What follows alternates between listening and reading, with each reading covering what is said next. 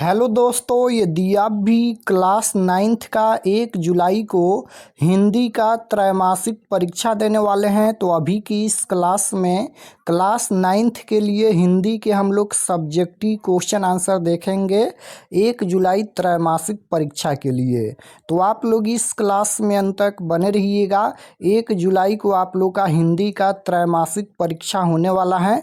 हिंदी का objective question हम बता दिए हैं। अभी के इस क्लास में हम लोग क्लास 9th के लिए हिंदी का सब्जेक्टिव क्वेश्चन आंसर देखेंगे। ये हिंदी का क्वेश्चन पेपर है और बिल्कुल इसी प्रकार से हिंदी का क्वेश्चन पेपर आपके त्रैमासिक परीक्षा में पूछा जाएगा। क्लास 9th क्वार्टरली एग्जामिनेशन जुलाई 2026, त्रैमासिक परीक्षा जुलाई 2026। हिंदी का विषय कोड 101 रहेगा और समय 3 घंटा का मिलेगा। पूर्णांक 80 रहेगा। 80 नंबर का त्रैमासिक परीक्षा होने वाला है। तो सबसे पहले पेपर में खंड अ मिलेगा। खंड अ में ऑब्जेक्टिव क्वेश्चन पूछा जाएगा। उसके बाद खंड ब मिलेगा। खंड ब में आपसे सब्जेक्टिव क्वेश्चन पूछा जाएगा।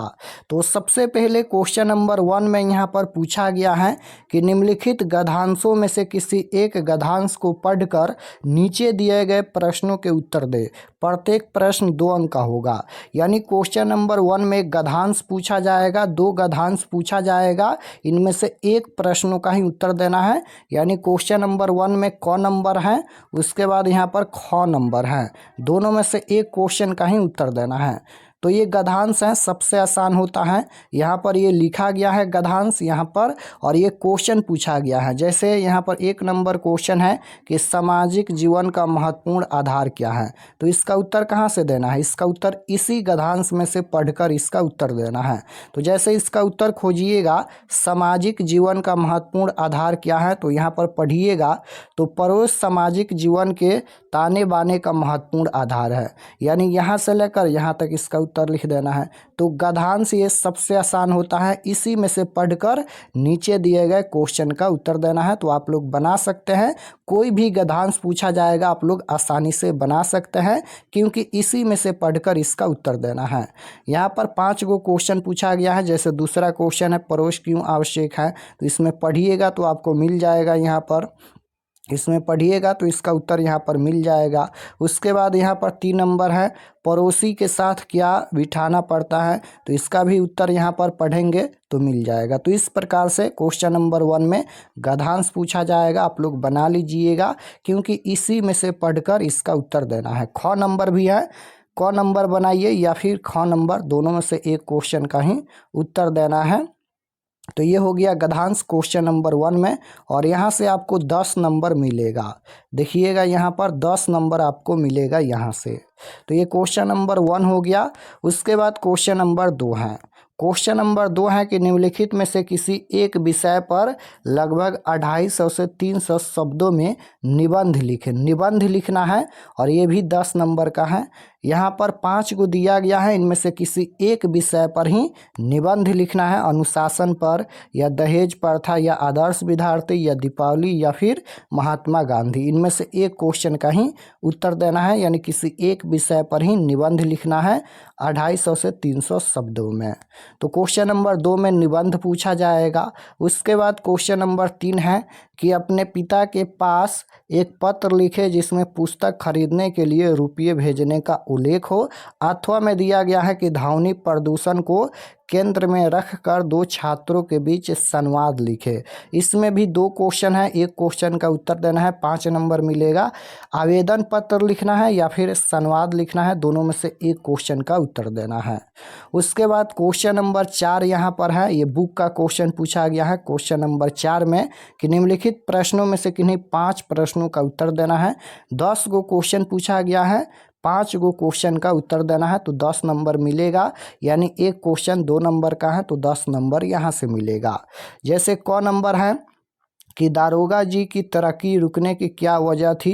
अगर आप लोग हिंदी का बुक पढ़े होंगे तो ये सभी क्वेश्चन का आंसर लिख सकते हैं। उसके बाद है फैहान कौन थे, वे नालंदा कब आए थे। उसके बाद है गृहस्थ कर्म विधान में स्थितियाँ किस तरह के गीत गाती हैं। उसके बाद है रैदास ने अपने ईश्वर को किन किन नामों से पुकारा? महादेवी वर्मा किसे मालिन नहीं करने की बात करती हैं और क्यों? तो इस प्रकार से यहाँ पर 10 गो क्वेश्चन है, 5 क्वेश्चन का उत्तर देना है। उसके बाद 5 नंबर है, निम्नलिखित प्रश्नों में से किन्हीं एक प्रश्न का उत्तर लिखिए। एक क्वेश्चन का उत्तर लिखना है, 5 नंबर यहाँ से मिलेगा। यहाँ पर स्पष्ट करना है, ये भी बुक का क्वेश्चन है। तो इस प्रकार से एक से लेकर 5 तक ही क्वेश्चन पूछा जाएगा। अब चलिए इसका उत्तर हम बता देते हैं और लास्ट में आपको बताएंगे कि इसका PDF कहाँ से डाउनलोड कर सकते हैं। तो यहाँ पर इसका उत्तर लिखा गया है, एक गद्यांश का उत्तर है क नंबर का। देखिए क नंबर का उत्तर है। ये क्वेश्चन पूछा गया था कि सामाजिक जीवन का महत्वपूर्ण आधार क्या है, तो गद्यांश में से पढ़कर ही इसका उत्तर देना है। तो सामाजिक जीवन का महत्वपूर्ण आधार पड़ोस है। उसके बाद यहाँ पर 2 नंबर देखिए इस प्रकार से हैं, पड़ोस क्यों आवश्यक है, तो इसका उत्तर यहाँ पर लिखा गया है। उसके बाद है पड़ोसी के साथ क्या बिठाना पड़ता है, तो इसका उत्तर यहाँ पर लिखा गया है। उसके बाद ये 4 नंबर हैं, पड़ोस में कौन हो सकते हैं, तो इसका उत्तर लिखा गया है कि पड़ोस में अमीर या गरीब कोई भी व्यक्ति हो सकता है। उसके बाद है सबसे विश्वस्त सहायक कौन हो सकता है, तो इसका उत्तर यहाँ पर लिखा गया है। तो इस प्रकार से ये गद्यांश हो गया।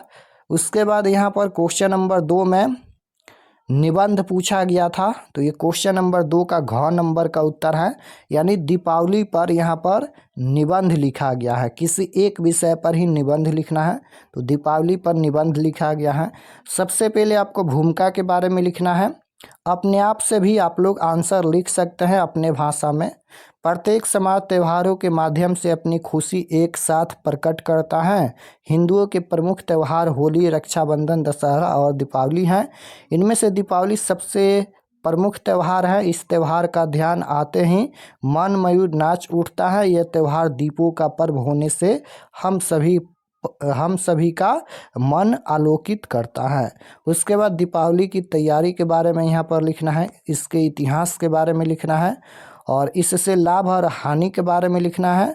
उसके बाद यहाँ पर उपसंहार के बारे में यहाँ तक लिखना है।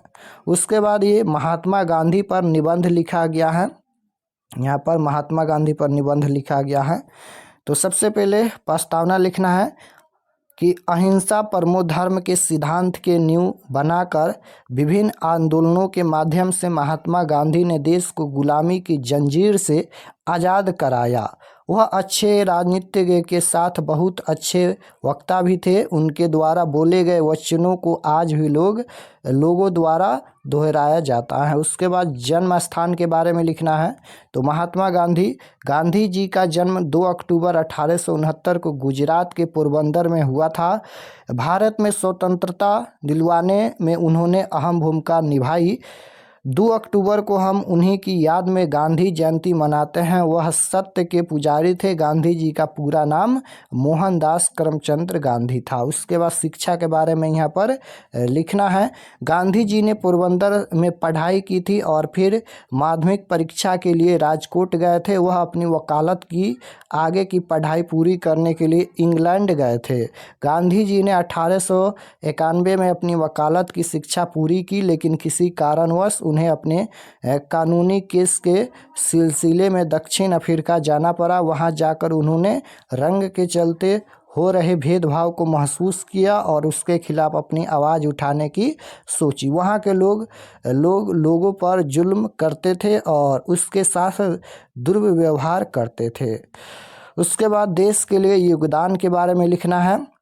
तो गांधी जी का क्या योगदान था, तो भारत वापस आने के बाद उन्होंने अंग्रेजी हुकूमत की तानाशाह को जवाब देने के लिए और अपने लिखे समाज को एकजुट करने के बारे में सोचा। इसी दौरान उन्होंने कई आंदोलन किए, जिसके लिए वे कई बार जेल भी जा चुके थे। गांधी जी ने बिहार के चंपारण जिले में जाकर किसानों पर हो रहे अत्याचारों के खिलाफ अपनी आवाज़ बुलंद की थी।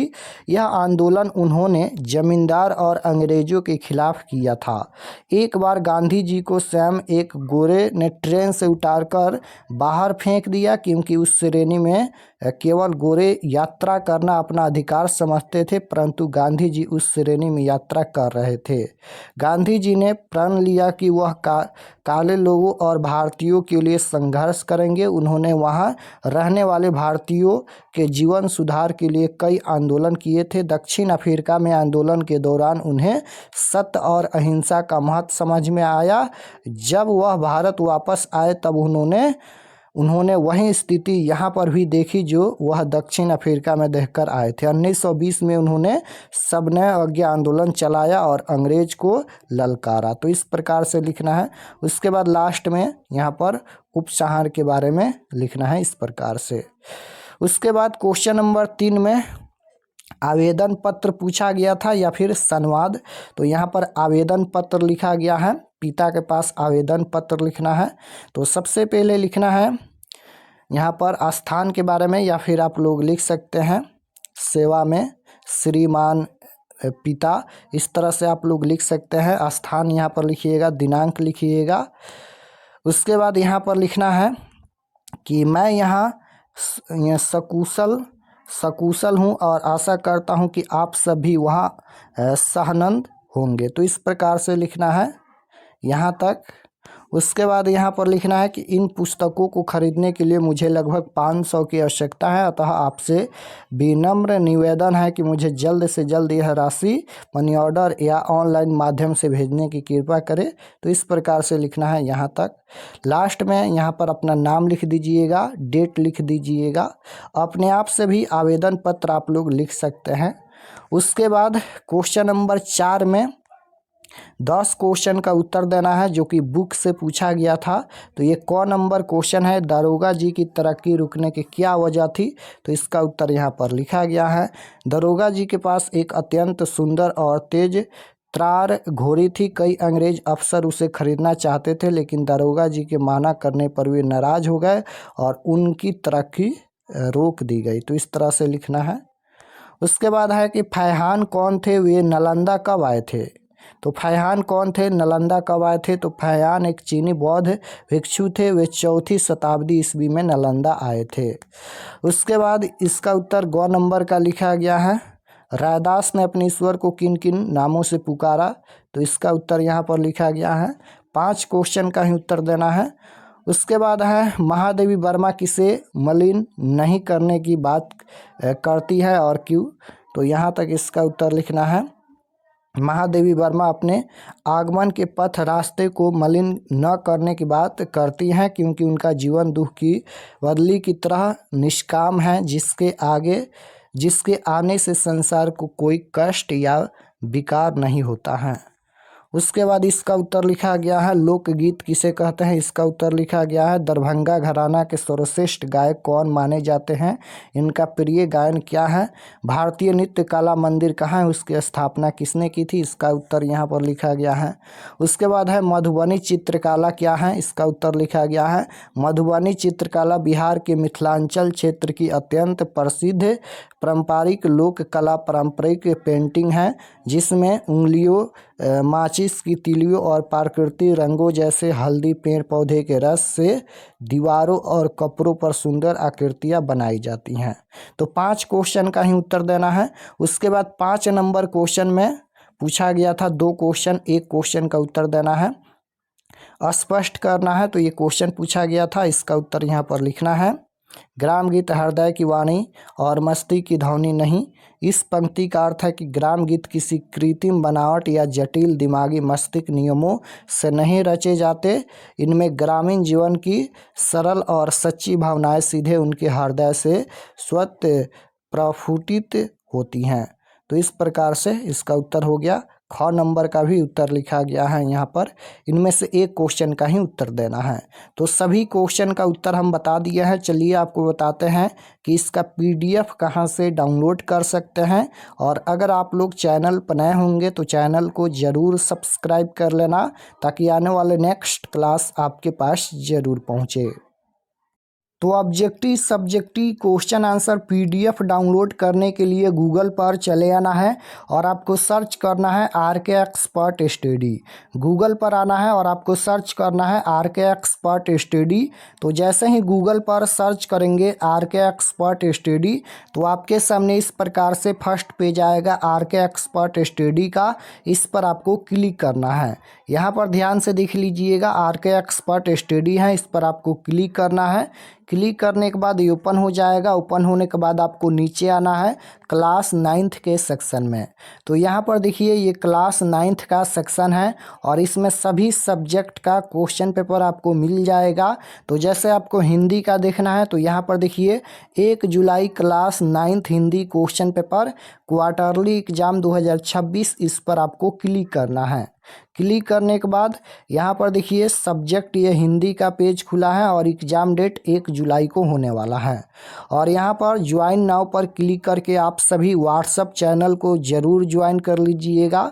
और ये सभी परीक्षा से संबंधित जानकारी लिखा गया है, आप लोग इसे पढ़ लीजिएगा। और पढ़ने के बाद यहाँ पर ये ऑब्जेक्टिव के लिए है, ऑब्जेक्टिव आंसर यहाँ पर अपडेट हो जाएगा। और नीचे आएंगे तो यहाँ पर सब्जेक्टिव क्वेश्चन डाउनलोड पर क्लिक करके आप लोग सब्जेक्टिव पीडीएफ डाउनलोड कर सकते हैं। तो जैसे ही क्लिक करेंगे, क्लिक करने के बाद आपके सामने यहाँ पर देख सकते हो ये सब्जेक्टिव पीडीएफ डाउनलोड हो गया। तो यहाँ से आकर आप लोग हिंदी और संस्कृत का ऑब्जेक्टिव सब्जेक्टिव पीडीएफ डाउनलोड कर सकते हैं।